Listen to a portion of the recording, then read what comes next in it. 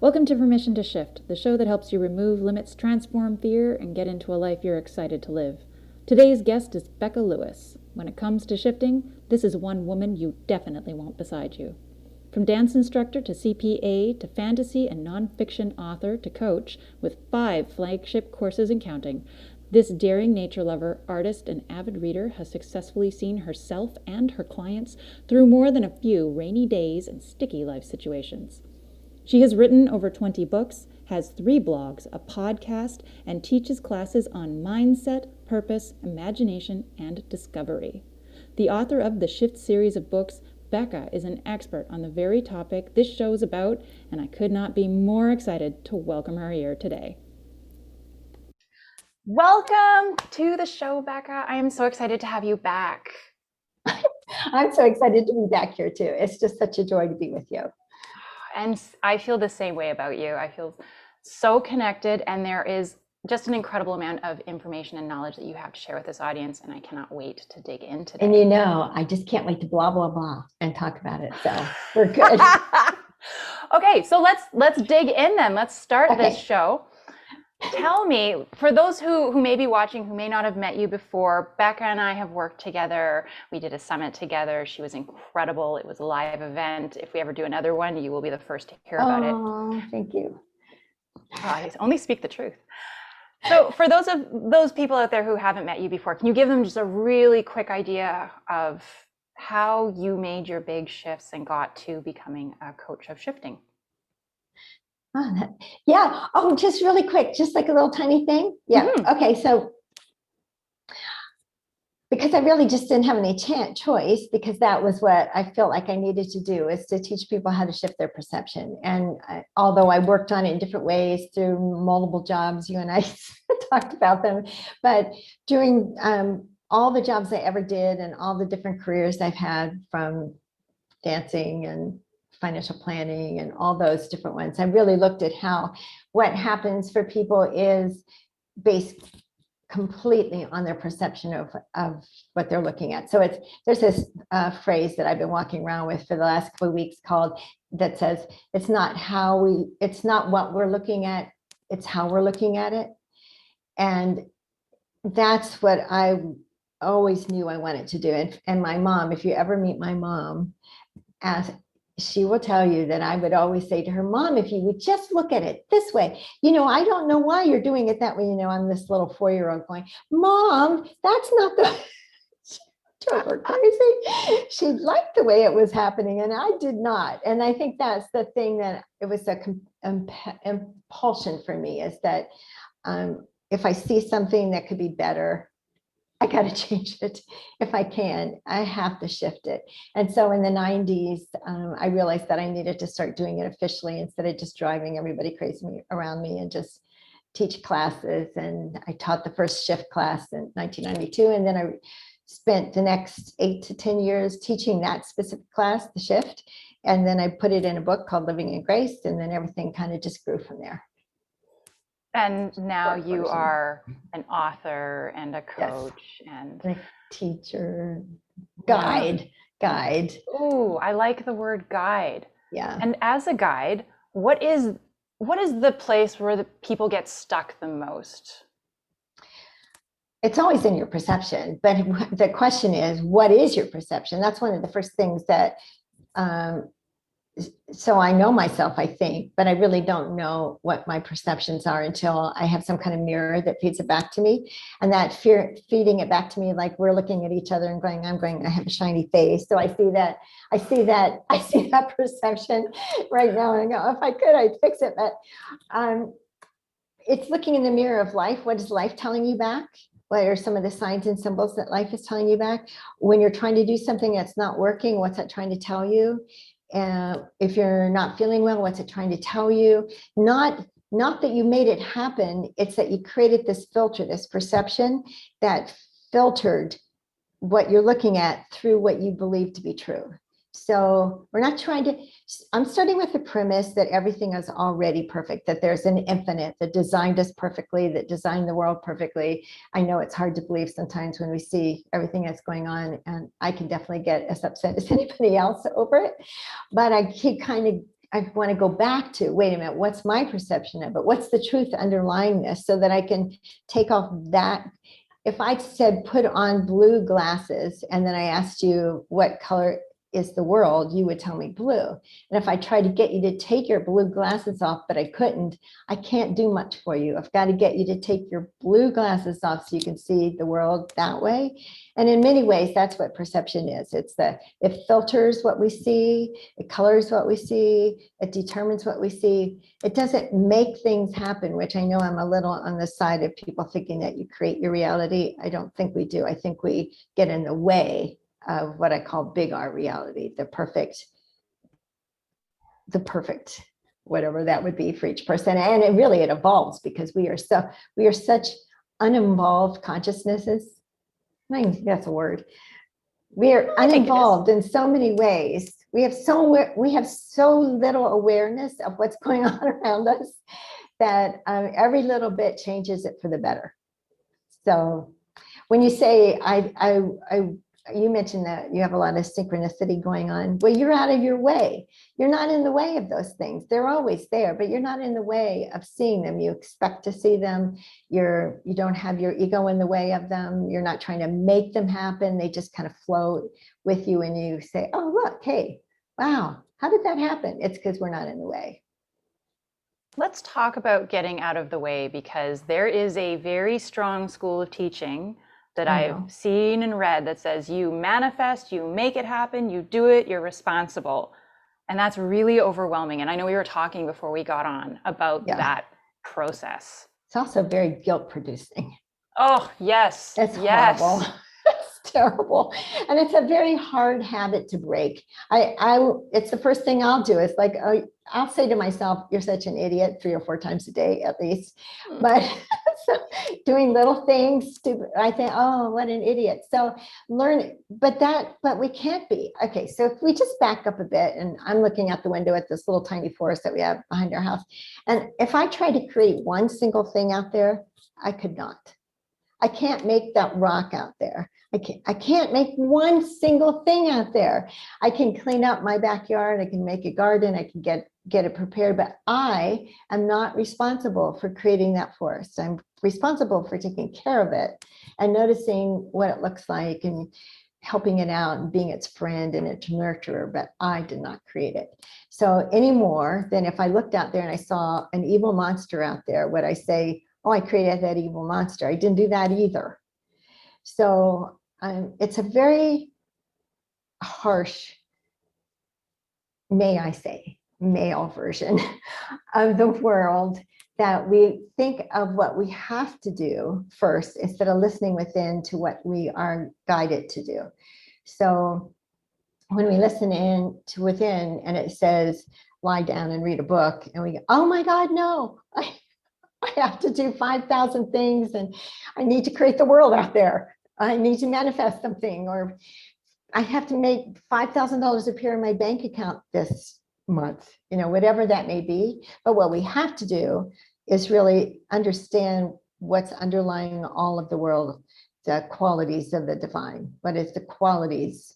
And hold on to those and express those ourselves. And that gets our ego and the human thing out of the way. So what we need is always available to us.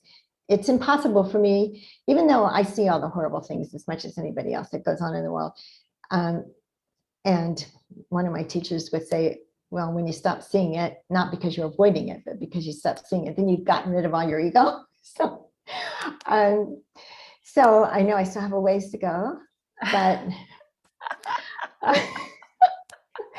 but yeah, so you had said being a manifestor, and I'm not a manifestor. I'm not a creator. I don't want to be. I don't want to be responsible for that, because every time something doesn't happen, I have to take responsibility for it, but I know it's not possible that I'm responsible for it. I'm only responsible for seeing the truth behind everything I'm looking at. That I'm responsible for shifting my perception. that is all I'm actually capable of doing, really. What else can you do? You can't do anything else. Can you? So in the shifting of your perceptions and removing of the filters, is it that you're giving yourself permission to not be responsible for everything, or that Well, you're taking a that's different probably type the of first responsibility? thing. Yeah, you're letting go of saying I'm not it's you've given yourself permission to give up that point of view. So the point of view, I'm responsible for everything. And really, I have that mirror, the INTJ. I'm an INTJ. I'm a D in the dominant scale. I'm a 1 in the Enneagram. This is the person that has to get everything right, needs to do everything, has a mission to change the world. So I have all that. And I'm still saying I have to learn that I do those things that I am are in service to. I'm the action of things. I'm not the creator. So I'm the one that goes out and does the garden, but I did not make that flower. I might have planted the seed, but I did not create the seed. Even if I was a scientist that figured out how to create it, there's something behind it still. So my so you have to be willing. So you're referring to that first step. It's absolutely, you have to be willing. So am I willing to let go? This is something are you willing, Becca, to let go? In all ways, like muscles and trying to control things. And I think that when we get to the place that you try to make something happen and nothing works, and you start saying, I'm missing something. And what we're missing is we can't make it happen. So where's the line then between I'm not trying to make it happen and I'm sitting myself on the couch watching YouTube videos all day? Right. Yeah. The temptation, right? The distraction. Well, I mean, actually, that's filling me. I know, I'm so excited. Well, it is a very fine line, but I always go back to intent. What's the intent? So am I sitting on the couch watching YouTube videos? What intent? Am I trying to avoid things? Am I trying to distract myself? Am I trying to entertain myself so that I don't have to think about anything? Or am I sitting on the couch watching YouTube videos to learn to make it as a mirror back to myself? What is the intent that I spend my day at? Is my intent to be the best expression of the divine or good person, some people would say, as I can in the place that I am today, doing the best I can today? Or is my intent to run things, to be in charge? So you're asking, should I take action? If we listen to inside to that intent, if my intent is to shift my perception and to open up space for both myself and everybody I touch in the world. One time I said to somebody, if I have a little thing on my grave, I don't want a grave, but if someone said, I like myself better because I met Beca, and everybody, then that would be enough, right? That's what else could I do more than that? And they just didn't understand what I was saying. They thought I meant I had an ego about it. No, I mean, do you feel better because you know me? Then I've succeeded. That was my intent. Whether it's the person at the gas station or my postman or the man who's walking down the street. I don't know that we're supposed to be doing this huge thing, because if we can't do these little tiny things, we haven't moved past it. So anyway, to answer your question, so if you're listening with that intent, how can I grace the world more?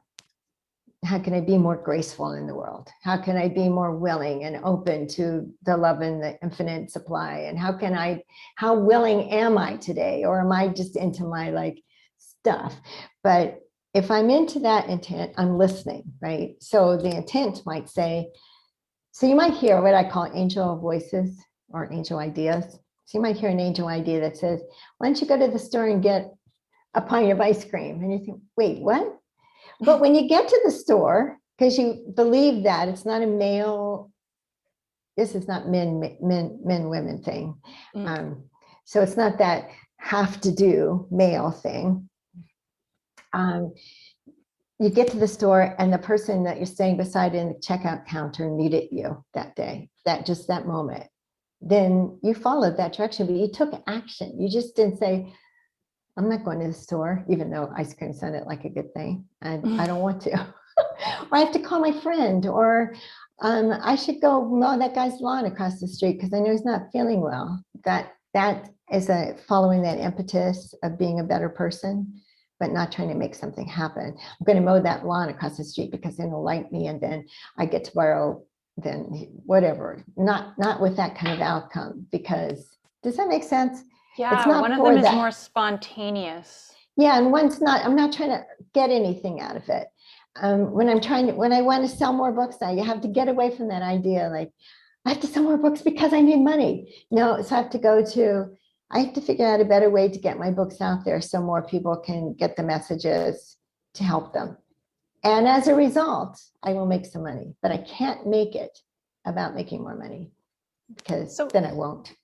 Would this be a good way to understand your own intuition then, to ask that Yes. question? Yeah, that's your intuition. What I call angel ideas is talking to you, that intuition. And then, so if you do the female male thing, then the female has that intuition and it guides you, and it guides everything, men, women, children, animals. And then the male part of us, which is actually very much a male part, so says, oh, I can do that. And then that goes out and makes sure that that gets done. So the female male, not male, do this, and I don't care how you feel. What's going on? What is the best thing to do? And now go do it. So yes, it's that willingness to not think that you're a creator. And for people who are especially buried, and I know, again, we were talking about this before we got on, and I happen to know a few people in my life right now who are just so weighed down under everything in their lives and the pressure and the guilt. They don't know where their intuition is anymore. No, that's a problem, because we don't teach that. We teach the other thing. Almost all the information out there is do this and then you'll do that, and without that thinking. So what do we do? Mm-hmm. Yeah. So when we talked before, we talked that point of view and state of mind, and this. So what we're talking about is the point of view may be the infinite is all good, or whatever people they say, but the state of mind is that pressure and that guilt and the overwhelm. And I have definitely been there. I have definitely gone out in the backyard and gone, I can't take it. And then you have to, what is making me feel that pressure? What is it? Why did I accept that? And there's a lot of, I was saying, I was teaching a class next year called Say No to Say Yes. You really have to say like 100 no's to one yes. It's very bizarre. We are so used to saying yes. Oh, I can do that. Yes. So once you get to know yourself better, you really narrow down. This is the skill I have. This is the grace that I can give. This is who I am. And you do your part, and it's all this tapestry that works together. But if one person is in charge of it all, if it's like one thing that's doing it, we have to have that diversity and group culture, that community culture, whether it's worldwide or neighborhood or family. So a lot of the time that overwhelm and stress is because we said no, and we said yes to too many things that aren't ours to do, or don't need to be doing that time frame. How do you know the difference though? Okay, so I say no, but how do I know when I'm saying no and it's stopping me from growing into myself? It's my way of avoiding, or no because it's what I need to say no to. Well, it's weird because I think we actually do know the difference. Do tell. I do. I think we do. Well, you know how because it's often hard to say no to something you don't want to do, because you feel the pressure someone's expecting it of you. So that's hard to say no to, because when you look at it and say, well, they expect me to do that, or I expect it of me. There's people used to kid me that I would, if I saw, before I live in the country like I do now, but when I lived in LA, like if there was a meeting being run, it was like my immediate response is, I can run this. I'll just run this, and then I'll run that. And then because I'm good at running meetings and doing that stuff. And finally I said, wait, what am I doing it for? Wait, just because that's my skill, where do I want my skill to go to? And you had asked me, what is my thing? And my thing is the shift, whether I'm doing fiction or nonfiction, the thing is the shift. Is this serving me sharing about shifting your perception, or is this me just being important because I know how to run a meeting? Or people expect me to run the meeting? Which one is it? Oh, so I felt that. I felt that. My ego felt that. Let's talk about the ego and where it steps up and plugs people up. Oh my gosh, it's such a pain in the butt, isn't it? Yes. 100%. Turn it off, go shut up. But actually, there is a lot of shut up going on in my head. So a long time ago, I say this to people, and I hope you take it this the right way, but a long time ago, I used to hear that, I realized that there was this constant abuse going on in my head about myself, that you're an idiot thing. It was just constant. It was like, you're such an idiot. If you knew what you were talking about, you'd have money. If you weren't so stupid, then people, it was just, oh my God, it was Relentless. just horrible. And one day I realized, if I let an outside person speak to me that way, which I'd already gotten out of one or two, not even as abusive relationships as that, as I was being to myself, but I released myself from that, but I kept this abuse in my head going. And I said, I don't let people talk to me like that anymore. What am I doing? And so I turned that voice in my head into a person, didn't have a face or anything, just this big, brawny person. And I started yelling and screaming at it every time it started talking to me in my head, obviously. And I would spend a lot of time imagining pushing it out the door until I finally got it out the door and locked the door. And now it's just a matter of don't unlock the door. I can hear it out there sometimes. As I said, I still hear you're an idiot sometimes, but it's through the window. The window's closed, the door's locked. So it's in the background. It's no longer just straight in my head. So I think we do have to really just say no very loudly to the voice in our head that says you're an idiot, but the other side of it is you're so important that you have to do this. Because I think we do know the callings that we have, even if it's the calling to be, I need to stay home and I need to be the best mom of a dog for the next 2 months, whatever that might be. Priorities, it's priorities, but it's not the priority that we learned as business women and business people. Different priority. Did that answer your question at all? Actually, it really did. It really did. And it brings forth the next step, actually, or what I would think. You tell me if you see this as the teacher, but the power of community to help us stay out of our heads, out of our egos. Oh, absolutely. Manifest. Yeah. I love community. I first discovered community when I was running a dance company when I was at UCLA. And the women that were in my dance company still great friends, and it's like a billion years ago. So, and then when I stopped running it, and we all kind of dissipated, and there was no more community, I was so bereft for years, and I didn't know why until I started making masterminds, and then I had that little community, and now I teach classes that are community. But what I realized, I think I have to change it back to guide, because I might bring the curriculum and some guidance, but it's the community that teaches each other. It's the community that says, I see you differently than you're seeing yourself. Or, yeah, I have that same issue, but this is what I did. Because it's never going to be the same. I am not the ultimate person who knows everything. I just know how to bring people together and talk about this. So that someone else is going to say it better just to this person than I am. My communication to that person may not be as good as the person next to them. So I don't think, and I am the ultimate private, leave me alone person originally. There's lurkers in meetings. I'm the lurker. Unless I was running the meeting, I'm a lurker. So always watch out for those ones, because I'm waiting for them to pounce. I'm going to learn this, but you're not going to know I'm here. So when I say that I believe that community is the only way we can learn, this is a learned experience for me, that me being in community by putting the community together has changed my version of how I see myself in the world completely.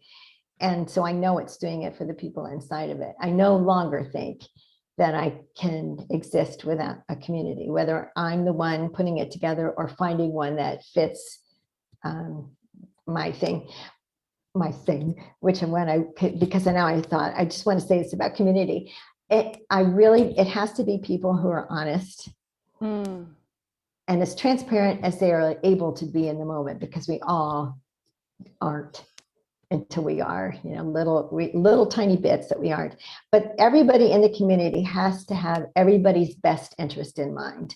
So it's not, I'm going to the community and then I'm going to be the most important person here because I know more than anybody else. Those people will never make it into my communities. I don't know why. There must be some kind of filter out there. They just don't make it, or they don't stay. But nobody knows more.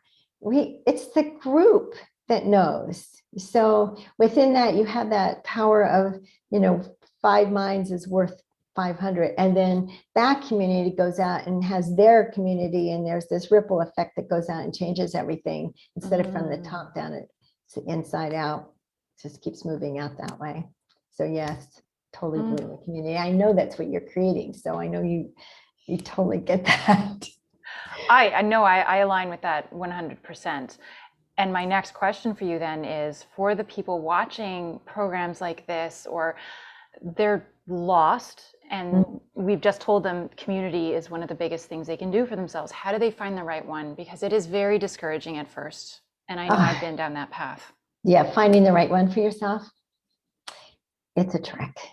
But it's that internal thing will guide you. If you go into a community and in any way you feel like someone thinks you're lesser than them, this is probably not the right community, unless that you just trust that that person will weed themselves out, but not the teacher, not the guide, not that person. If you feel like you can't live up to their expectations and they don't have your best interest in heart, not their best interest, your best interest at heart, then it's not the right one, and just leave.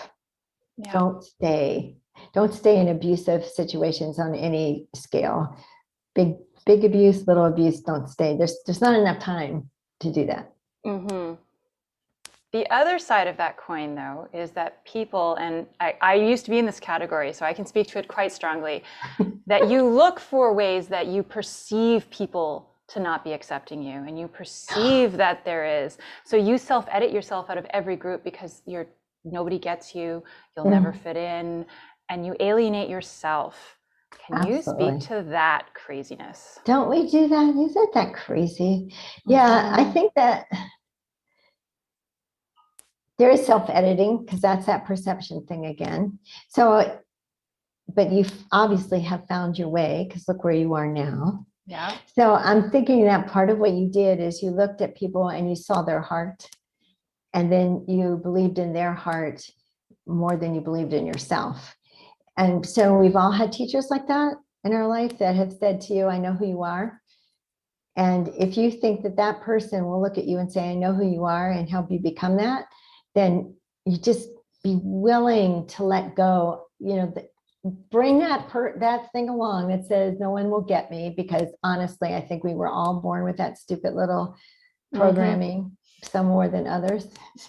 No one understands me. And in some ways it's true, because our perception is so different. We see the world completely differently. And so learning how to speak each other's language and understanding what the other person says is really a practice. It's not an overnight event. But if you feel like you'll be safe there, and the person running it and the people in it see you, even if you don't see yourself, then you know you're in the right place. So there is a right place for everybody. And if you can't find one, then start one. Oh, I love that. I love that.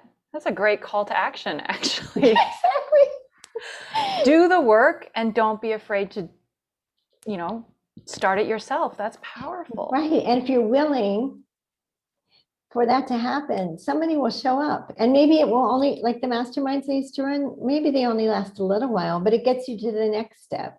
So find someone that supports you. And almost at the end of almost all my books, I have workbook stuff, practical spirituality stuff. And then I almost always say, if you can find a friend to do this with you, you're going to love it. So if you can't find someone that you trust, just do it. And someone who you can trust will show up because you've done the work to get there. And on the note of, again, talking more about the community, I know you, and you mentioned it, the say no to say yes, you do run a number of courses with community, and it would be an absolute disservice if we did not speak to those and what they stand for. Well, okay, thank you. I'm thinking, it's such a big question. Go through them one at a time and tell us what they're about. So no, I just thought what they stand for what we're talking about is for that progression into the truth of who we are. And each person, we walk that path together. So you walk with people together. I always think about, we're walking down a path, someone's straggling behind, but you wait for them and someone goes back and gets them, or somebody's walking a little ahead, and just to check to make sure that there's always that walking the path together. And that's how I see community in my classes. So yes, I teach 3 classes a year. I'm teaching one in September off of the book, The 4 Essential Questions, or subtitle is Spiritually Healthy Habits. Because you got to have habits, but which ones do you want? So that's huge. Yeah. So that's really what I'm calling the class, but it's from that book. And that starts in September. And the classes are usually, they're always small. I try never to go above 14. Usually it's 10 to 12, so that we all get to know each other really well. And then I run it in Slack. If people don't know what Slack is, that's okay, because the community stays in Slack all year, even after the class is over. So it's like class is over, but your community isn't over. Like, class is over, not talking to you anymore. That's huge, by the way, because I've been in a number of classes, and you get the momentum and you make the friends, and then they cut off the community and you're lost again. You're lost again. Yeah. No, you found some friends, you found a community, stay there. You can come to the next class, but you still have that little community over there. There's the last class we just did was Blooming Your Life, and they're still over there talking about, this happened. I can't believe this happened. And that class was over 2 months ago. So I know, that's awesome. So do you do a regular cycle of the 3 classes? I do a regular cycle of, I think it's 8 or 9 classes. So if you miss one year, it'll be the next, but every class has a book attached to it now, or will. The last 2 classes, I'm still writing the books for them, but they all have a book. So if you're waiting for the class, you can get the book and then come in and do the class. Or if you've taken the class, you get the book in the class. So yeah, and they're all just, okay, we're always talking about shifting perception, but here's a tool. Here's a really cool tool to shift your perception. So this one, we'll work on this one the classes last 7 weeks. But I started a week early because I can't wait to start. So I love you so much. So I can't wait until we start. So we start at least a week early. Actually, I'll probably open the class in August, and then we'll start meeting in August, even though the class doesn't start till September, because I can't wait. But such a wackadoo.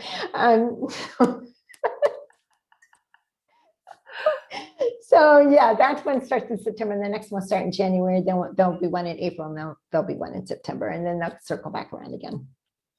Oh, I love that. And I know too, for anyone out there who's watching, Beca is incredibly generous. And on your website, you actually have, for people who are tippy-toeing into this gently, as we do when we first start, and then it becomes a waterfall, you're going to love it. You have a free book download. You actually give away one of your books. I give away, yes. There's actually a bunch of stuff you can get for free. You can get The Daily Shift. If you don't want, which is 7 little 7 days of different shifts, wealth, relationships, money, tons of stuff are in that book. And then there's a fiction book in there too, in case you want to try out my strange fiction. And then you'll be on the newsletter. So I send that out once a month, which we were just laughing about the last one I had.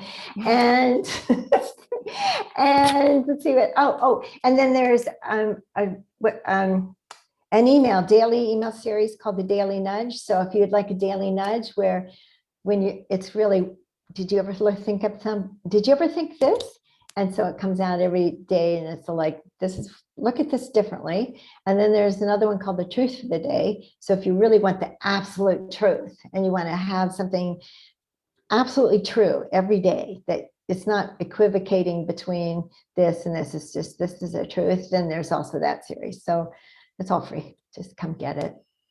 Join the crowd. All of those links are going to be, depending on where this video shows up there or down there. Down there or over there or somewhere around the video, maybe linked on the back end. I have beautiful tech people who help me with these things, so they will make sure it is there.